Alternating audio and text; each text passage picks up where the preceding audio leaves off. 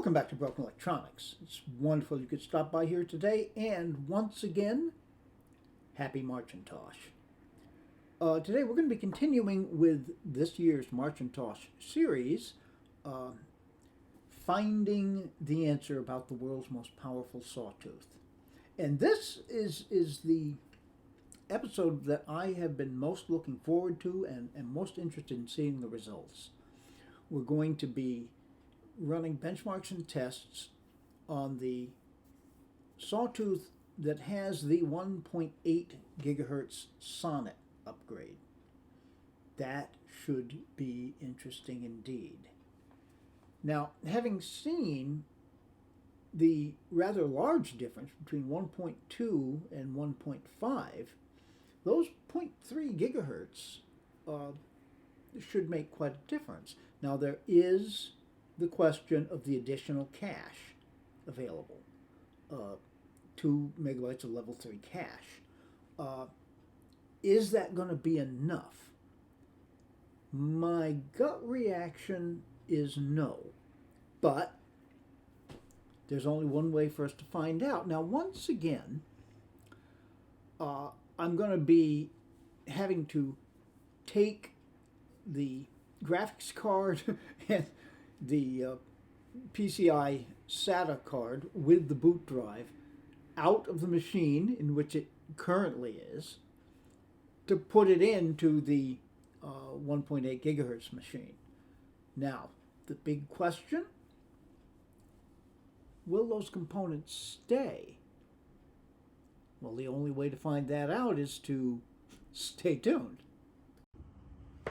Well, we hope that we were about to find out that once again, the Molex connectors are easier to take out.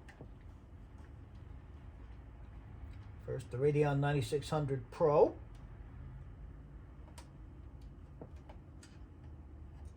All right. Which is connected here. And yes, comes out quite easily. All right. That right in here.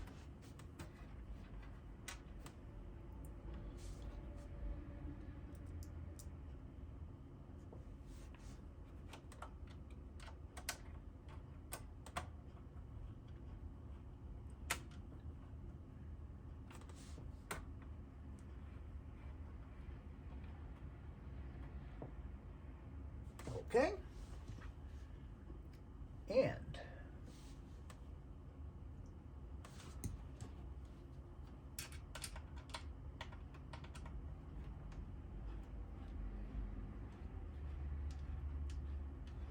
this is the PCI SATA card, which doesn't really want. Oh, that's because I unscrewed the wrong screw. Oh, lordy.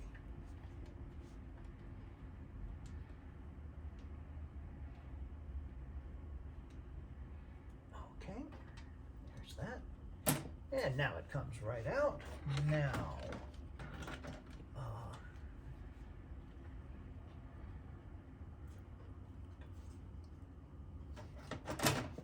nope, I've done this again. Same exact thing. I took out the wrong card. Okay. All right. We shall come over here. It's a very low profile card, of course.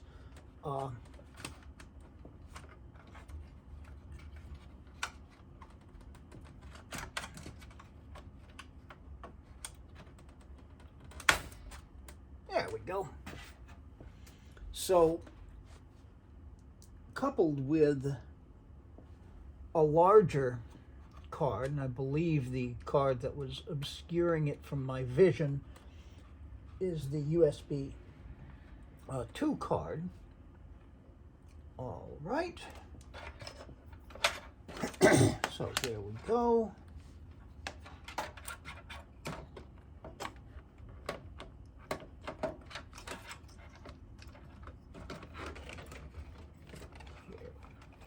plug this in right here.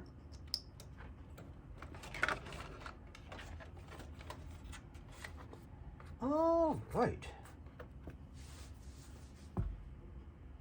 I think we're done. As with the other machines, of course, I disconnected the other drives that are in there. And now we just connect it up and run our benchmarks. Stay tuned. Well, here we are at what by now should be a very familiar looking desktop. As you've seen, of course, I have been transferring the boot disk from machine to machine, so it looks exactly the same. The only real way we're going to tell is to look here, and yeah, here we do see the 1.8 gigahertz PowerPC G4, the 2 gig of RAM. Note the lack of the level 3 cache, which is what's adding interest to this little excursion. Now, there was a moment, now, before I get into that, there was a moment of near panic here. Fortunately, I kept my cool. So we've got 1.8 gigahertz PowerPC G4. Note the 512 kilobytes of level 2 cache. Note also the utter lack of level 3 cache. That brings some interest to this. Now, the problem, when I first tried to boot the machine up, the graphics card wasn't working. And it seemed to me that one of the Molex connectors was not plugged in all the way. I worked with that, could not get it to work. I put in the other one. Now, this machine originally came also with an ATI Radeon 9800 Pro, but it's the lower spec version with only 128 megabytes of video RAM, as opposed to this card's 256. And I was on the verge of, well, saying, okay, let's just do the video with the lower spec card. That's too bad. Did I damage it somehow in moving it around like that? Well, I took the 128 megabyte card out, put in the 256, and by golly, it worked. I guess it just wasn't seated correctly. All right. But you want to see benchmarks, oops, don't you? So let's go to Applications and start out with our old friend Geekbench. Yes, I know. And we're going to run the benchmarks. And again, I will take pity on you here, because what you want to see, assuming you're still with me here, are the results. So please stay tuned. Well, I'm going to run all the other benchmarks, but I guess I could practically wrap up the video now. 796. That's almost, well, 107 points higher than the 1.5 gigahertz. So let's just give you the numbers. 796 for the 1.8, 689 for the 1.5, 539 for the 1.2. To see the comparison of the individual points here. The integer performance, 995 as opposed to 849. Floating point, 1044, the only one of the machines to break into 4 digits. 908 for the 1.5. Memory, 317 as opposed to 295. So just notice memory bandwidth. Actually, that increased more here, 195 as opposed to 156. So the 1.2 gigahertz memory bandwidth was 153. Very interesting. All right. And yes, I'm going to run OpenMark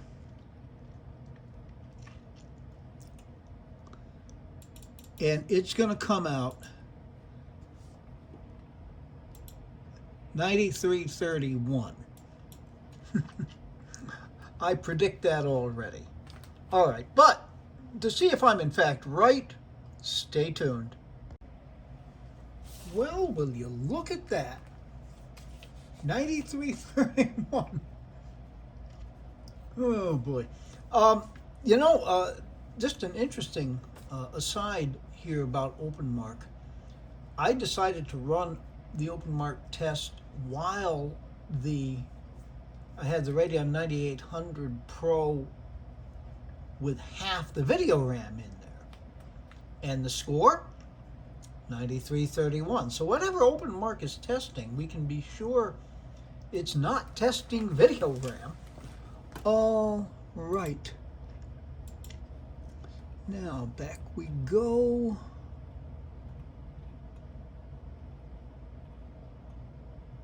To Cinebench.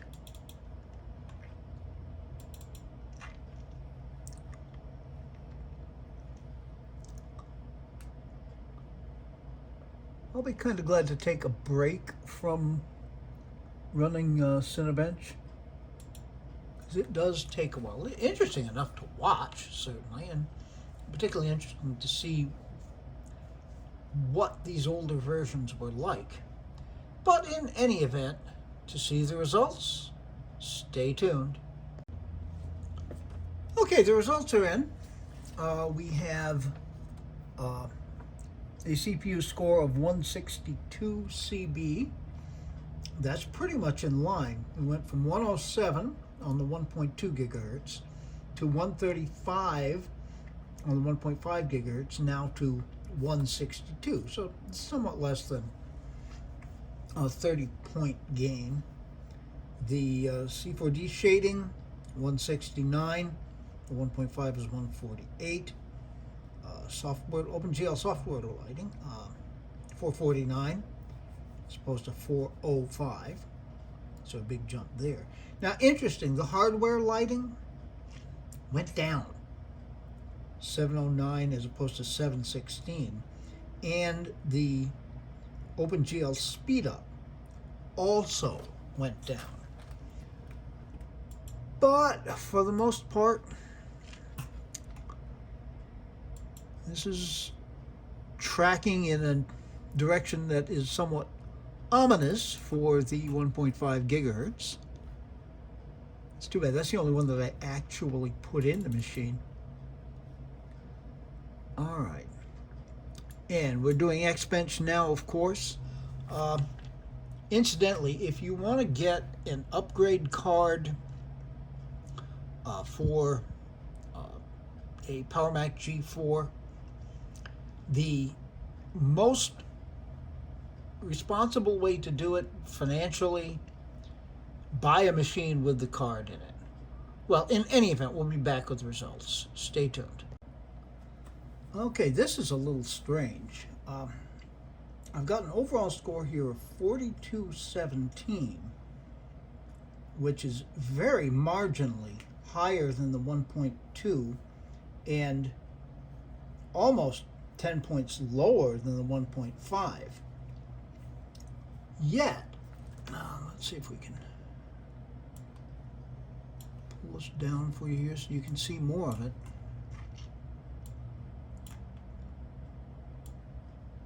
Yet, the CPU score in and of itself is substantially higher, 90.17 as opposed to 77.79. The thread test is higher, not quite by 10 points, 63 to 54.66. The memory test, now this is interesting. This is where it takes a hit. 23.23 as opposed to 30.49. System 2253 is the lowest of the bunch, 3825, 3614. And the stream, again, the lowest of the three, 2398. OpenGL is a little over 5 points less, 6512 to 7096. And other than that, the UI is down. 1645 is the lowest of the three. The disk test, though, is higher across the board, 149.15 total to 145. 98.73 on the sequential, as opposed to 96.34. 304.82. That's up slightly on the random, 297.89. Huh. Now, okay, the big place where we seem to have taken a hit, aside from the OpenGL, is memory. And perhaps that's impacting the UI too. I'll tell you what, I'm going to try this. I'm going to shut the machine down and try putting the switching the memory around. I mean, it's 2 gigs of memory on each machine, but not all memory is necessarily created equal. So stay tuned.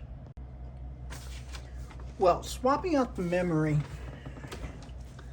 didn't really accomplish that much.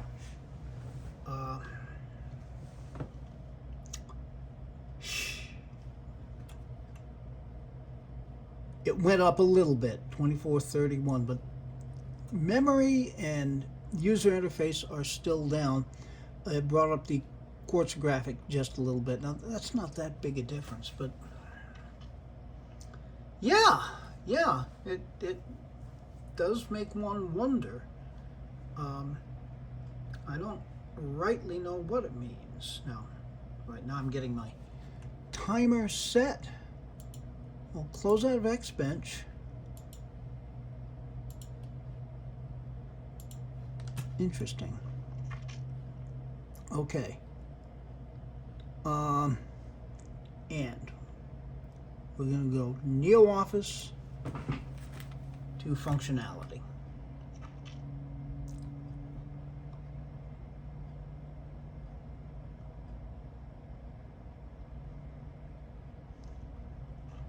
Neo has to open the whole suite, of course, so all of the components are running as opposed to just opening NeoOffice Writer. Okay, waiting. There's the cursor.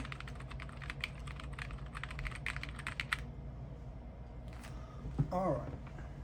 Grab my notes here. It is faster. 2810. Now that's almost a second and a half faster than it was on the 1.5. All right. And close out of that.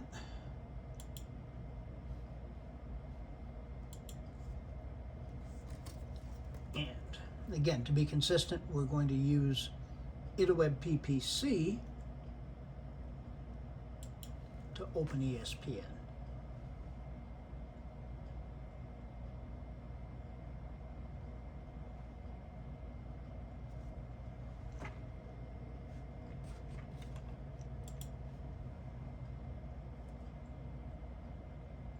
Okay.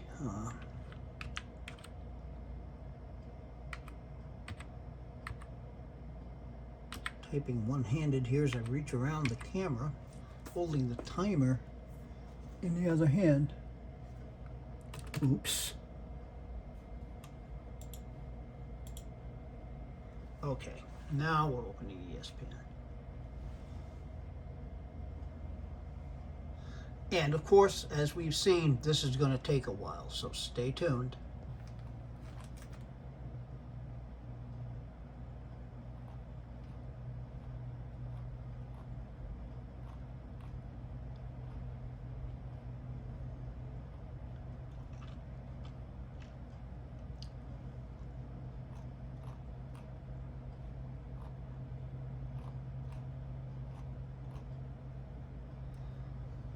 Okay, 408.85, we got to the NHL page, which is where it had been going. we can scroll. It's not the smoothest scrolling in the world. We can click on links, and that is just about exactly a minute faster than the 1.5, and about a minute and a half faster than the 1.2. So that's certainly something. Let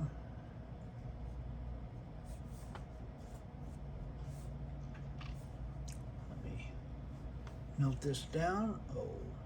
8.85, almost 4 minutes and 9 seconds. Well, conclusions. Close out of InterWeb PPC. The only thing that gives you pause is Xbench. Everything else came out solidly in favor of the 1.5. And I think at the moment I'm going to go with that. I'll need to look at some things in the course of doing this. Maybe run some tests with the other machines back in their original configurations. I don't know. We'll just have to see. Okay. Next week's video should be again on this machine and setting it up to be the embodiment of the world's most powerful Sawtooth. I'm pretty comfortable with that.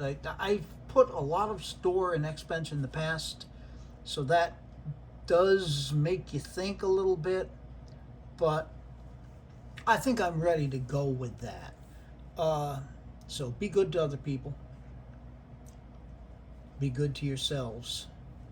We can make the world a better place. It isn't yet, so please take very, very good and careful care in these difficult times. Next week we're going to have this machine fully set up and see what's up with it. We will be revisiting the other machines and just see here, because hey, if I'm swapping components, I can swap them back if it looks like that's going to be a reasonable thing to do. In any event, until those things become available on the channel, this has been Broken Electronics.